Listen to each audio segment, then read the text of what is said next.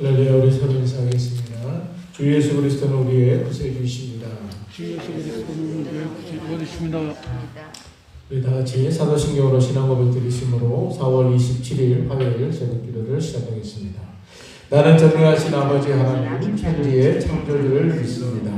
나는 그의 유일하신 아들 우리 주 예수 그리스도를 믿습니다. 그는 성령으로 잉태되어 동정녀 마리아에게서 나시고 본디오 빌라도에게 고난을 받아 십자가에 못 박혀 죽으시고 장사된 지 사흘 만에 죽은 자 가운데서 다시 살아나셨으며 하늘에 오르시어 전능하신 아버지 하나님 우편에 앉아 계시다가 거기로부터 살아있는 자와 죽은 자를 심판하러 오십니다. 나는 성령을 믿으며 거룩한 공교회와 성도의 교제와 죄를 용서받는 것과 몸의 부활과 영생을 믿습니다. 아멘. 찬송가 10장입니다.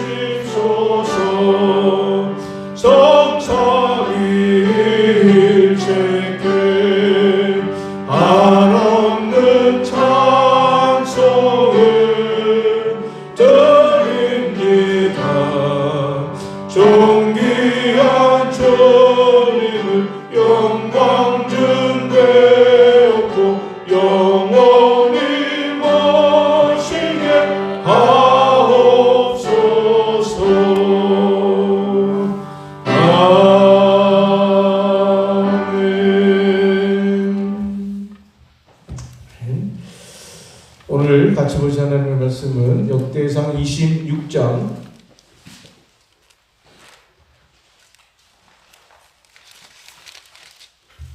1절부터 19절 말씀까지 한 절씩 교독하겠습니다. 고라 사람들의 문지기 반들은 이러하니라. 아삽의 가문 중 고레의 아들 무셀레마야 무셀레마의 아들들은 맏아들 스가라와 둘째 여디아셀과 셋째 슈바다와 넷째 야디니엘과 다섯째 엘람과 여섯째 여호하난과 일곱째 엘요하에네이며 오베데돔의 아들들은 맏아들 스마야와 둘째 여호사밧과 셋째 여호와 넷째 사갈과 다섯째 유다엘과 여섯째 암미엘과 일곱째 이사갈과 여덟째 볼레데이니 이는 하나님이 오벳 에돔에게 복을 주셨습니다. 그의 아들 스메아도 두 아들을 낳았으니 그들의 조상의 가문을 다스리는 자의 큰 용사라. 스마야의 아들들은 오드니와 르바엘과 오벳과 엘사밧이며 엘사밧의 형제 엘리후와 스메아는 능력이 있는 자이니 이는 다 오벳에돔의 자손이라.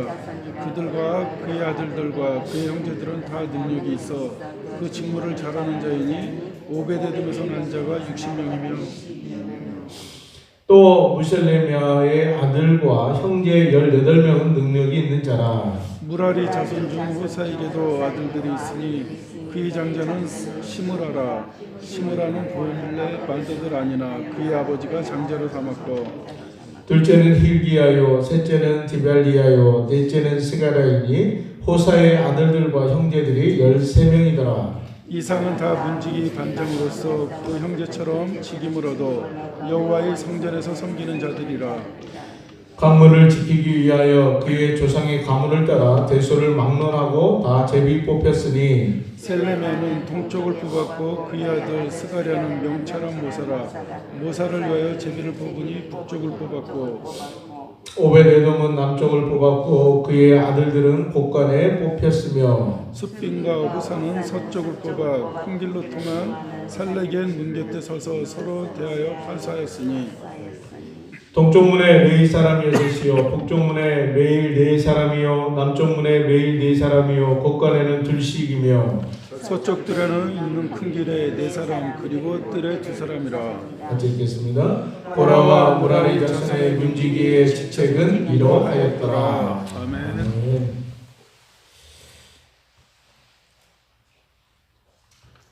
지금 코로나 팬데믹 시대 속에서 계속해서 확진자나 이런 사망자 수를 보니까 전 세계적으로 지금 1억 약 5천 명 가량이 지금 확진자가 나왔고 사망자가 한 300만 명이 넘어가고 있는 추세에 있습니다. 재앙입니다, 재앙.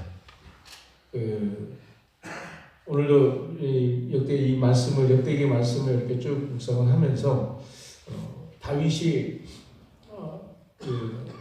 주변에 있는 나라들을 다 정복을 하고 난 이후에 사단이 그의 마음을 충동을 했죠. 그래서 인구조사를 시행을 했습니다. 그 인구조사를 시행을 하고 난 이후에 하나님이 보시기에 그것이 죄악이 됐죠. 그래서 하나님께서 그에게 재앙을 내리시는데 3가지 재앙 중에 사흘 동안 온역을 통해서 7만 명의 생명을 앗아가십니다. 이 7만 명의 생명을 사흘 동안에 온역을 통해서 7만 명이 죽는 그런 모습을 보면서 지금 이 시대의 우리 코로나 상황을 이렇게 한번 묵상을 해봤어요. 정말 하나님께서 이런 재앙 속에서 왜 이런 일을 우리 시대에 겪게 하시는가? 물론 여러 가지 환경적인 요인도 있고 또 여러 가지 우리 영적인 그런 죄악상도 있고 여러 가지 복잡합니다. 그런데 분명한 것은 하나님께서 이 모든 것을 통해서 뭔가 우리에게 주시는 메시지가 분명히 있다는 것이죠. 아멘. 다윗 또한 그 시대에 보면서 분명히 하나님 앞에서 하지 말라고 하는 것들에 대해서 죄악을 범했을 때는 하나님께서 그거에 대해서 분명히 심판을 하시는 것을 말씀하고 있죠. 그런데 놀랍게도 이 인구조사를 통해서 7만 명의 생명을 죽게 하는 것은 우연한 것이 아니라 그냥 어떤 하나의 대가로 죄악의 대가로 치부해 버리는 것이 아니라 이것이 굉장히 중요한 의미를 담고 있다는 거예요. 출애굽기 30장 12절 한번 보시겠습니까? 여러분들 성경에 출애굽기 30장 12절 말씀을 굉장히 중요한 말씀이 나오는데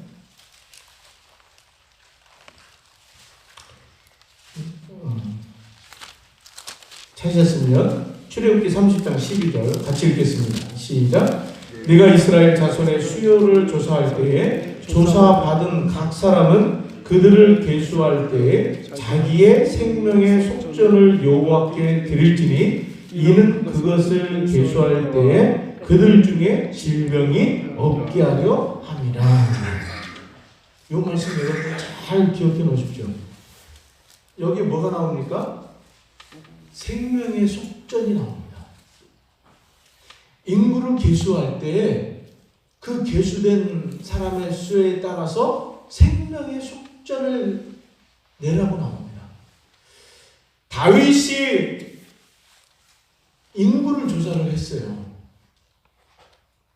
하나님께서 이 모세에게 주셨던 이 말씀을, 율법과 규례에 주셨던 이 말씀대로 하나님께서는 다윗에게 무엇을 찾냐면 생명의 속전을 찾으시는 거예요.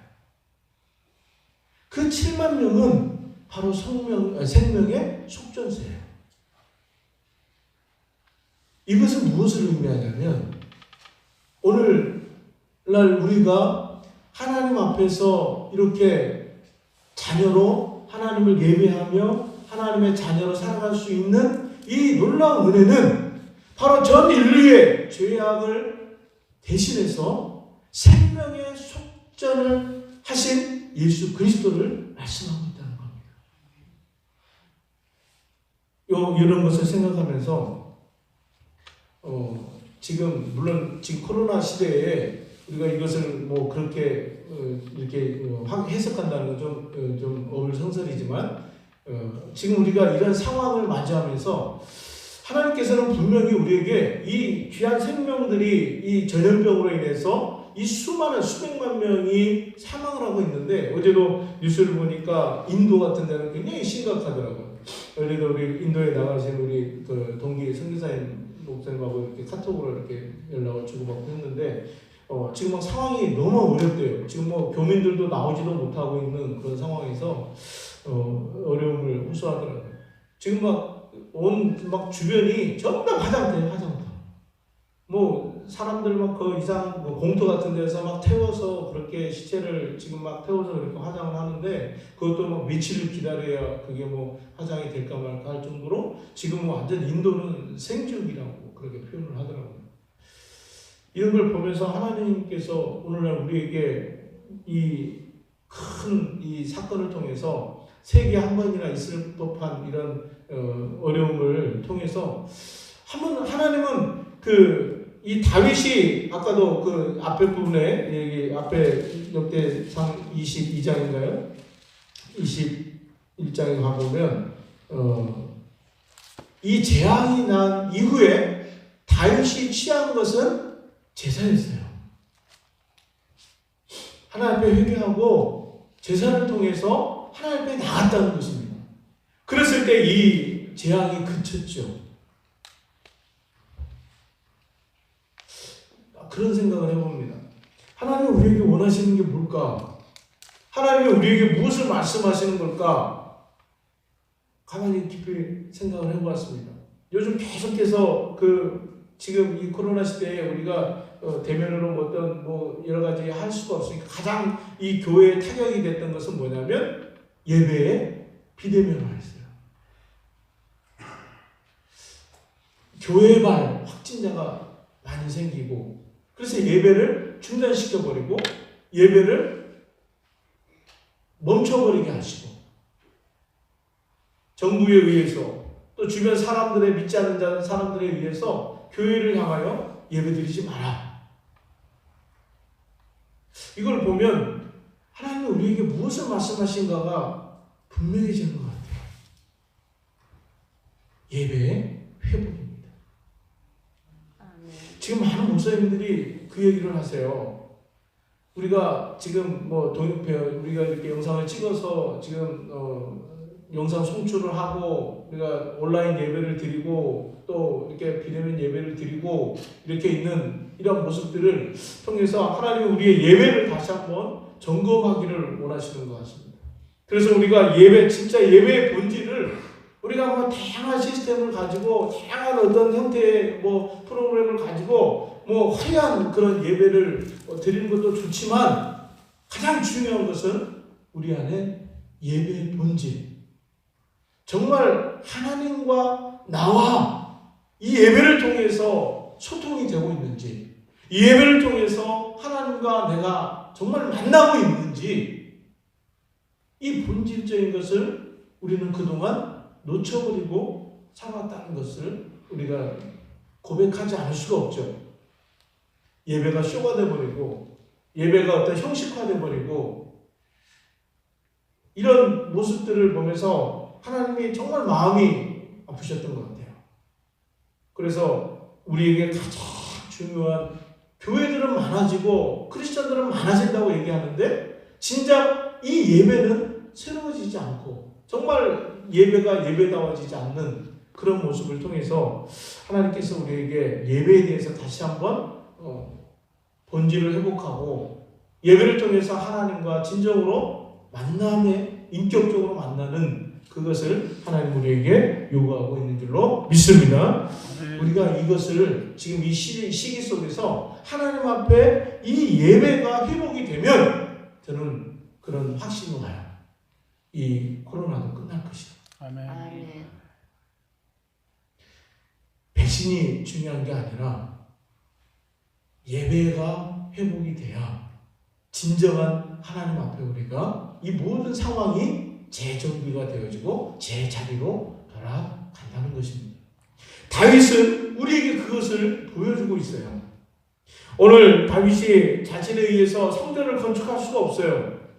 그래서 그 아들에게 하나님의 말씀하신 대로 그 아들에게 이 성전 건축에 대한 계획을 당부하고 또 그것을 그 예배를 조직하고 이런 것들 하나하나를 세심하게 얘기해주고 있는 이 모습을 보면서 하나님 앞에 어떠한 삶을 살아야 되는지, 하나님 앞에 우리가 어떻게 나가야 되는지를 분명하게 보여주고 있는 대목이 오늘 우리가 지금 읽고 있는 이 욥기의 말씀이라는 것입니다.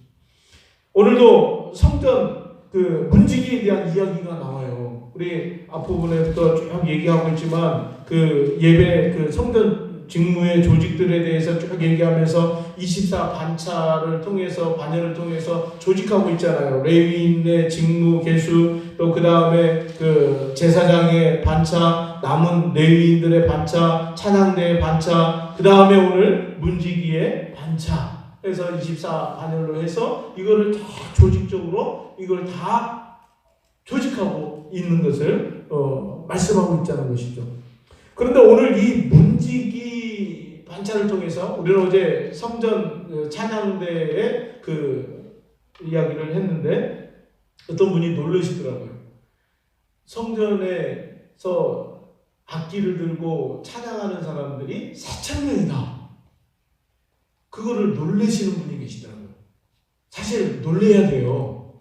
놀래야 맞아요. 이 찬양대가 4,000명이 쓴다는 게 이거 보통 일이 아니죠. 근데 그 4,000명이 한 번에 쓰는 게 아니고 24 반열로 나눠서 섬기게끔 조직한 인원이 4,000명이라는 거예요. 그래도 어마어마한 숫자잖아요. 그죠? 참 우리 교회도 이러한 누구 다 할 수 있으면 우리 전 성도들이 정말 하나님 앞에 찬양하고 예배하는 그런 모습으로 나가면 얼마나 좋겠습니까? 그러나 각자에게 주어진 하나님의 달란트대로 하나님 직분을 주셨다는 것입니다. 오늘 그 다음에 문지기에 대한 반차의 이야기가 나오는데 이 문지기를 보면 그 고라 사람들 중에 문지기의 반열 중에 그 무셀레미아와 오벳에돔 그 다음에 호사 이렇게 세 아이들이 나오죠. 오늘 사실 이 문지기의 주인공은 무셀레마와 그 다음에 호사의 아들들이에요. 이 두 사람 사이에 누가 껴있냐면 누가 껴있어요? 오벳에돔이 껴있죠. 요걸 잠깐 조금 이따 말씀을 드리고 그 문지기 자손 중에 그 문지기를 맡은 사람 중에 그 첫 번째로 1절에 보면 고라 사람들이 나와요. 고라 사람들. 그렇죠? 고라 사람들이 나오는데 여러분들 그 고라는 누군지 아시죠? 그 민수기의 6장 16장에 보면 이 모세가 모세의 그때 그 당을 짓고 모세에게 대들었던 그 사촌이에요. 사촌. 모세의 사촌. 모세와 아론의 사촌인데 이 사람들은 성전에서 회막에서 일하는 사람들이에요. 여러 가지 잡일들을 도와주는 그런 일을 맡았는데 이 고라가 아니 이제 당을 지어서 막 대들었죠. 모세 아론에게 우리도 왜 너희들만 제사장 그 직분을 감당하냐? 우리도 좀 그 일을 좀 뽀대라는 일도 좀 우리도 하면 안 되겠냐? 우리 맨날 허드렛 일만 하고 그래야 되냐? 그렇게 대들었던 사람이잖아요. 그래가지고 땅이 갈라져서 그들을 삼켜버렸어요. 근데 하나님께서 그들에게 자비를 베푸시셔서 그 아들들은 심판을 면했어요. 근데 오늘 그 아들들, 자손들이 오늘 이 문지기 성막에서 그 문지기 그 직분을 감당할 수 있는 그 지금 그 은혜를 지금 누리고 있어요. 그러니까 이 이야기를 통해서 우리가 한 가지 우리에게 보여주는 거, 이거는 굉장히, 이 가문은 도저히 사실은 여기에 성전의 문지기도 중요한 일이잖아. 거룩한 일이잖아. 이것을 시키기에는 그 집안은 영 아니잖아요. 빼야 되잖아요. 그런데 그러지 않고 지금까지도 이 일을 감당할 수 있도록 허락해 줬다는 거예요. 그 말은 뭐냐면 용서와 화해의 모습을 이들을 통해서 보여주고 있다는 거예요. 하나님께서 이들이 잘못하고 범죄를 했지만 그들이 회개하고 돌이킴을 통해서 다시 한번 기회를 주는 거예요. 용서와 화해를 통해서 그들이 성전 문지기로서의 그 일을 감당할 수 있도록 하나님께서는 그들에게 기회를 주시고 또 그들을 함께 갈 수 있도록. 교회 안에는 그런 일들이 많이 있어요. 우리가 섬기는 교회에서도 안에서도 여러 가지 직분을 감당하다 보면 막 서로 실수도 하고 또 잘못도 하고 또 이렇게 그 일들이 많이 있어요. 굉장히 교회적으로도 피해를 많이 어떤 그런 덕이 안 되는 그러한 일을 하시는 분들도 많이 있어요. 근데 그렇다고 해서 그분에게 물론 교회에서 징계를 내릴 수도 있어요. 그렇다고 해서 그 사람에게 아무것도 시키지 않고 그냥 배제해버리고 하는 것은 아니죠. 그가 회개하고 다시 뉘우치면 함께 다시 사역할 수 있도록 또 같이 직분을 감당할 수 있도록 용서하고 또 함께 갈 수 있도록 해주는, 포용해주는 그것이 교회 아니겠습니까? 오늘 이 고라의 그 자손들이 이 성전 문지기로서의 그 감당하고 있는 이 모습이 바로 그러한 모습을 우리에게 보여주고 있다는 것입니다. 그 다음에 두 번째로 나오는 그 부류가 바로 이 오벳 에돔에 대한 그 부류인데, 이 그 오벳 에돔을 보면 여러분들 오벳 에돔은 레위인의 계열이 아닙니다. 이스라엘 이 백성이 아니에요. 오벳 에돔은 여러분들 아시다시피 그 다윗이 그 하나님의 말씀 언약궤를 가지고 올 때, 다윗으로 이렇게 가지고 올 때 처음에 수레에 싣고 오다가 그만 흔들릴 때 우사가 그를 잡다가 그만 우사가 죽었죠. 그리고 나서 어디로 갔죠? 이게 오벳 에돔의 집으로 갔어요. 그래서 거기에서 3개월 동안 머물면서, 3년 동안인가요? 거기서 머물면서 하나님이 그 오벳 에돔의 집에 복을 주셨어요. 오늘 5절 말씀이 그게 나오고, 그 다음에 사무엘하 6장 11절 말씀에 그들의 집안에 복을 주셨다라고 그렇게 말씀하고 있죠. 그러면서 이 오벳 에돔이 하나님의 성전에서 섬길 수 있는 기회를 지금 주고 있는 거예요. 근데 한번 생각해 보세요. 이거 이렇게 해도 될까요? 아니, 하나님께서 명령한 대로 그 레위 지파에게 주셨던 직무잖아요. 그런데 이렇게 마음대로 다윗이 그 문지기, 아무리 성전 문지기라고 할지라도 보면 어떻게 보면 그 제사장도 아니고 어떤 중요한 그 일을 하는 것도 아니고 그 문지기의 역할인데 그렇다고 해서 그래 그냥 어때? 그러면서 이것을 그 오벳 에돔 그때 성전 법궤를 거기에 머물게 해서 하나님의 복을 주셨기 때문에 그 이쁘게 봐서 그거를 그 집안에 줬을까요? 전적인 하나님의 은혜죠. 하나님께서 이것을 허락하셨다는 것이죠. 뒤에 보시면 20 한번 보시겠습니까?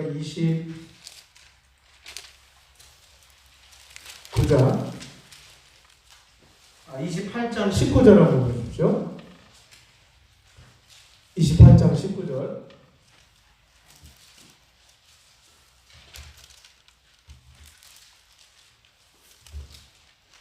같이 한번 읽어보겠습니다. 시작. 다윗이 이르되 여호와의 손이 내게 임하여 이 모든 일의 설계를 그려 나에게 알려주셨느니라.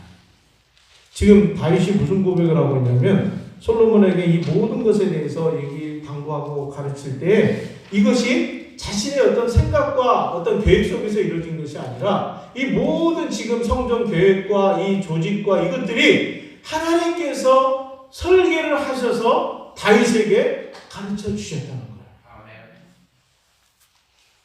지금 이 다윗이 지금 이렇게 쭉 하고 있는 것들을 보십시오. 이건 엄청난 것이지 않습니까? 이거 다윗의 머리에서 나올 수 있을 법한 그것은 아니지 않습니까?